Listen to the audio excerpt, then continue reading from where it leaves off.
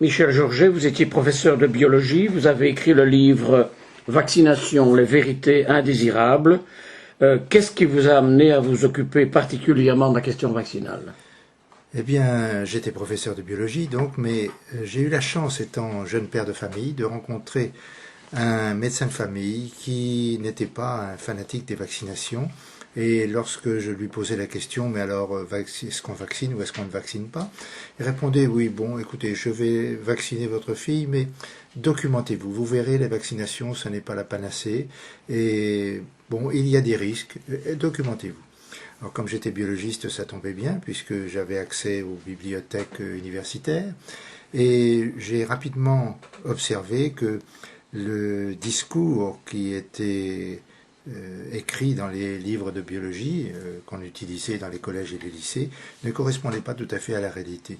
Surtout lorsque on a eu accès aux documents de Pasteur, de ses carnets de laboratoire, puisque la famille de Pasteur a donné à la Bibliothèque nationale ses cahiers de laboratoire. Et on s'est aperçu à ce moment-là que, eh bien, l'auréole dont on avait qu'on avait accordé à Pasteur, eh bien, n'était pas tout à fait justifié, parce qu'il y a eu, bien sûr, des expériences qui étaient un peu truquées, et ça a été vu par l'examen des cahiers de laboratoire. Par la suite, eh bien, lorsque je suis arrivé en retraite, comme j'avais pas mal d'amis, y compris dans le corps médical, qui savaient que j'avais des documents sur ces sujets-là, ils m'ont demandé de mettre ça par écrit. Ils m'ont dit, il ne faut pas garder ça pour toi, il faut écrire un livre. Donc j'ai passé les 4 premières années de ma retraite pour rassembler d'abord la documentation la plus récente, et puis ensuite rédiger ce livre. On parle beaucoup du vaccin contre le cancer du col de l'utérus. Qu'en est-il exactement? Le cancer du col de l'utérus, alors d'abord, c'est un vaccin qui n'est pas directement contre le cancer du col de l'utérus, mais contre l'infection du col de l'utérus, qui peut, à terme lointain, entraîner, dans certains cas seulement, un cancer du col de l'utérus. Alors, ce sont les derniers vaccins mis sur le marché, et moi, mon cheval de bataille, je dirais, c'est l'information. Il faut que les personnes auxquelles on propose, voire à qui on impose des vaccinations, eh bien, soient informées des risques de la maladie, bien entendu, mais aussi des risques et de l'efficacité des vaccinations. Or, dans le cas du cancer, dans le cas du col de l'utérus, eh bien, ça n'est pas fait. C'est une véritable propagande avec des inexactitudes et même de véritables mensonges. Un seul exemple, on présente souvent le cancer du col de l'utérus comme le deuxième cancer féminin derrière le cancer du sein, ce qui est évidemment sont des propos effrayants, alors qu'en réalité ce n'est pas vrai du tout. C'est vrai à l'échelle du globe, parce que la plupart, au moins 80% de ces cancers sont dans les pays en voie de développement, mais ce n'est pas vrai du tout pour les pays développés.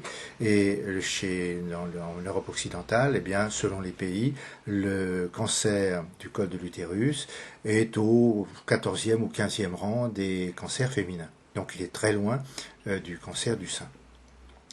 Alors parmi les manques d'informations concernant ce vaccin, il y a tout d'abord le fait que, un peu comme pour l'hépatite B dont on a beaucoup parlé également, eh bien l'infection par les papillomavirus est spontanément réversible grâce au système immunitaire, sans aucune séquelle. Et c'est vrai aussi donc pour l'hépatite B. Et lorsque l'infection conduit à des altérations de la muqueuse du col, eh bien, des lésions peuvent apparaître, bien entendu, à différents stades, mais il faut savoir qu'à tous ces stades, une régression spontanée peut également se produire. Ces pourcentages sont les suivants. Lorsque les lésions sont du premier stade, eh bien, il y a 60% de régression spontanée. Alors, les 40% qui restent peuvent donc évoluer si on ne traite pas vers un stade 2, où là, 40% sont encore réversibles. Puis au stade 3, 30% sont encore réversibles. Et à la fin, évidemment, si aucune précaution n'est prise, si aucun traitement n'est envisagé, eh bien, ça peut, bien entendu, à ce moment-là, évoluer en un cancer invasif du col de l'utérus. Alors, bien entendu, ce sont des propos qui sont quand même beaucoup plus rassurants que de dire ce cancer est le deuxième cancer féminin derrière le cancer du sein. Et puis, ce qui est dramatique aussi, c'est qu'il y a des informations qui n'apparaissent nulle part. j'ai trouvé par exemple sur un site officiel du ministère de la Santé du Canada que pour les vaccins d'une façon générale, et c'est vrai aussi pour ce vaccin contre les papillomavirus, aucune recherche concernant la toxicité sur la reproduction et la toxicité sur ce qu'on appelle la reprotoxicité, eh bien, n'est requise pour les vaccinations. Or là, nous avons affaire à des vaccins qui touchent la sphère génitale. Et ce qui est à craindre, c'est qu'on se retrouve dans quelques années peut-être avec des problèmes comparables à ceux qui ont été engendrés par le Distilbène. Vous savez, ce médicament, cette hormone de synthèse qui a été prise par les femmes il y a une trentaine d'années pendant leur grossesse et qui ont conduit à des cancers pour ces femmes et surtout à des anomalies génitales et à des cancers chez la descendance. Les filles de ces mères qui ont été traitées par le Distilbène ont eu beaucoup de difficultés à avoir des enfants, et on en est aujourd'hui à la génération suivante, aux petits-enfants, dont les filles et même les garçons peuvent présenter des anomalies de l'appareil génital et voir des développements de cancer. Et on a donc là un exemple de transmission à travers les générations d'une toxicité d'un médicament, et il n'est pas du tout impossible qu'une telle toxicité soit retrouvée aussi pour le vaccin contre le cancer du col de l'utérus. Bonjour à toutes celles et tous ceux qui prendront le temps de regarder cette vidéo. Je m'appelle Maëlle Guibert, j'ai 23 ans, je suis étudiante en droit et mère d'un enfant de 3 ans et demi. J'aimerais aujourd'hui vous raconter mon histoire et faire contrepoids face aux discours que vous entendez partout. Je ne souhaitais pas faire partie du mouvement anti-vaccination quand j'ai eu mon fils. Je savais que la vaccination comportait des risques et je souhaitais simplement attendre les 2 ans de mon fils avant de le faire vacciner, car je considérais qu'il était important qu'il fasse ses premières défenses immunitaires tout seul. Je l'ai inscrit à la crèche par nécessité parce que je reprenais mes études. Ils ont mis quelques mois à réaliser que mon fils n'était pas vacciné. J'ai été convoquée et le médecin de la crèche m'a alors sommé de faire les vaccins à mon fils en me laissant un délai de 5 jours, sans quoi il perdait sa place en crèche, et il m'a rappelé que seul le vaccin diphtérie, tétanos, polio était obligatoire pour qu'il soit à jour. Comme j'étais effrayée, j'ai contacté mon médecin traitant en lui demandant de me prescrire le vaccin DTP. Il a essayé encore, et comme il semblait ne rien comprendre, il m'a dit qu'il ne trouvait pas ce vaccin. Et il m'a prescrit à la place l'Infanrix. J'ai refusé. Je rentre chez moi, me documente et découvre que le DTP a été retiré du marché en 2008 car il causait des allergies engageant le pronostic vital. Il n'existe pas d'alternative à ce vaccin pour être à jour vis-à-vis du DTP et donc de la loi. Vous êtes obligé de faire vacciner votre enfant avec des vaccins non obligatoires, comme l'hépatite B, et il vient tout juste d'être reconnu par un tribunal français le lien entre le vaccin anti-hépatite et la sclérose en plaques. J'envoie donc un courrier à la crèche en précisant qu'il serait discriminatoire de refuser une place à un enfant pour quelque chose que légalement, les parents ne peuvent plus faire depuis 8 ans. Je reçois alors un coup de téléphone de la médecin de la crèche qui m'informe qu'il existe encore un vaccin DTP, le Revaxis, et que je peux le faire à mon fils comme première injection pour qu'il soit à jour. Soudainement, et en l'espace de 24 heures, il n'est plus question de rappel, une seule injection, et mon fils peut rester à la crèche. Je vais en pharmacie et demande la notice du fameux Revaxis pour découvrir, atterré, que non seulement le Revaxis est interdit à la primo-vaccination, mais qu'en plus, il n'a pas d'autorisation de mise sur le marché pour les enfants de moins de 7 ans. Je menace donc de porter plainte contre l'établissement et contre le médecin pour faute professionnelle grave. Médecin qui démissionne seulement 48 heures après m'avoir menacé d'exclure mon fils de la crèche. Désireux de ne pas voir leur établissement traduit en justice par une gamine de 20 ans, la direction accepte de maintenir la place en crèche de mon enfant, et c'est grâce à l'ignorance et à l'incompétence d'un médecin que j'ai pu reprendre mes études. Mais l'histoire ne s'arrête pas là, puisque j'ai fini dans le bureau du député président de la commission d'information sur la pharmacovigilance au Parlement, qui m'a grosso modo répondu que j'étais un peu trop jeune et un peu trop jolie pour me lancer dans cette bataille. J'ai eu droit à tout durant cette période. Immature, inconséquente, irresponsable, déconnectée de la réalité, folle alliée et même dangereuse. C'est pourquoi j'aimerais encore aujourd'hui vous dire autre chose. Les médecins font 8 ans d'études, mais n'ont que 4 heures de formation sur le sujet. j'ai été à la bibliothèque universitaire de médecine de Toulouse et j'ai trouvé un livre sur la vaccination.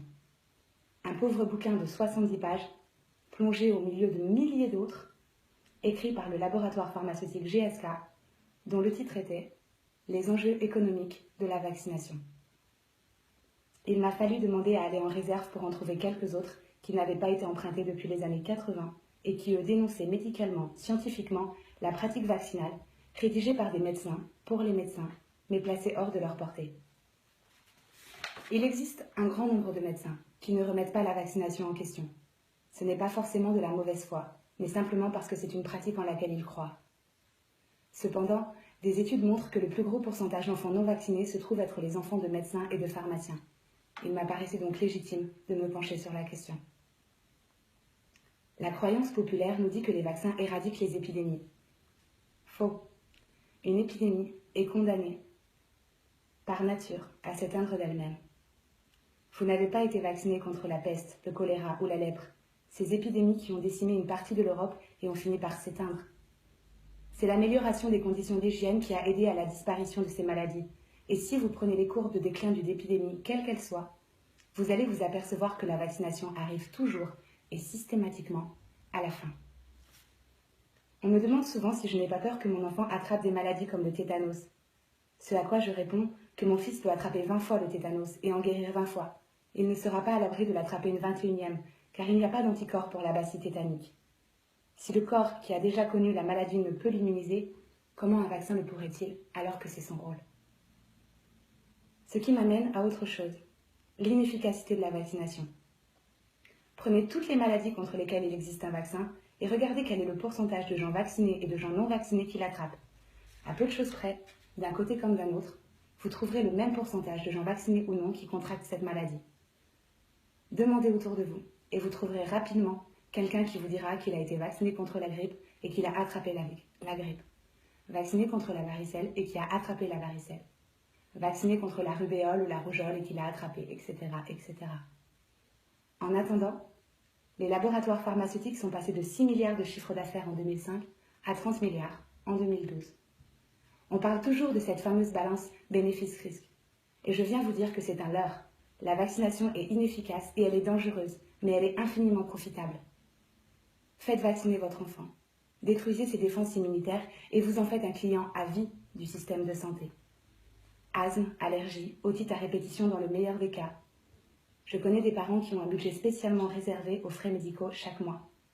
Ça crée des emplois et ça fait tourner le commerce des médicaments. C'est tout bénef. On assiste aujourd'hui à l'émergence de maladies qui sont devenues légion et étaient rarissimes il y a encore 30 ans. Parkinson, Alzheimer, cancer, sclérose en plaques, boom de l'autisme qui a fait un bond de 210% aux États-Unis avec l'apparition du vaccin ROR, à cause du mercure et de l'aluminium qui se stockent au choix dans les muscles ou dans le système cérébral, créant des maladies d'un genre nouveau inhérentes à notre siècle, que sont ces maladies invalidantes, handicapantes, neurodégénératives ou auto-immunes. Ces grands oubliés de l'histoire de la médecine qui paient de leur vie ce fameux intérêt général. La vérité, c'est que personne n'est prêt à sacrifier la vie de ses enfants au profit de l'intérêt général. Les produits contenant de l'aluminium et du mercure ont été retirés des commerces car leur dangerosité a fait scandale. Pourtant, ces deux adjuvants restent la base même de ce qui constitue un vaccin. Et que dire de ces stocks défectueux qu'on retire du marché européen pour les refourguer à des organismes comme Médecins du Monde ou UNICEF, à des prix défiant toute concurrence pour qu'ils aillent les écouler à tour de bras en Inde ou en Afrique? Face aux enjeux économiques de la vaccination, la santé publique n'est plus qu'un terme hypocrite et dénué de sens. Qui que vous soyez, et quels que soient vos choix, je vous invite à vous renseigner, chercher, parler, poser des questions aux médecins, soyez conscients de ce que vous faites et ne vous laissez pas aveugler. J'accuse les laboratoires pharmaceutiques comme GSK et Sanofi d'être des menteurs et des criminels. J'accuse tous les médecins, quels qu'ils soient, d'inconscience et d'ignorance sur le sujet de la vaccination. J'accuse le gouvernement et le pouvoir législatif, en particulier nos chers députés spécialisés dans les questions de santé publique, d'être corrompus. Et je pointe du doigt le fait qu'une réforme sur la loi concernant l'obligation vaccinale nuirait particulièrement au compte en banque de nos élus. J'accuse l'ordre des médecins, qui fait pression sur les praticiens en les menaçant de leur retirer leur droit d'exercer s'ils ont le malheur d'aller au bout de leurs convictions. Et pour finir, J'accuse des médias comme France 2 d'avoir fait hier un reportage bidonné, grotesque et ridicule qui décrédibilise une cause pourtant légitime et laisse une fois encore la part belle aux pseudo-défenseurs de l'intérêt général.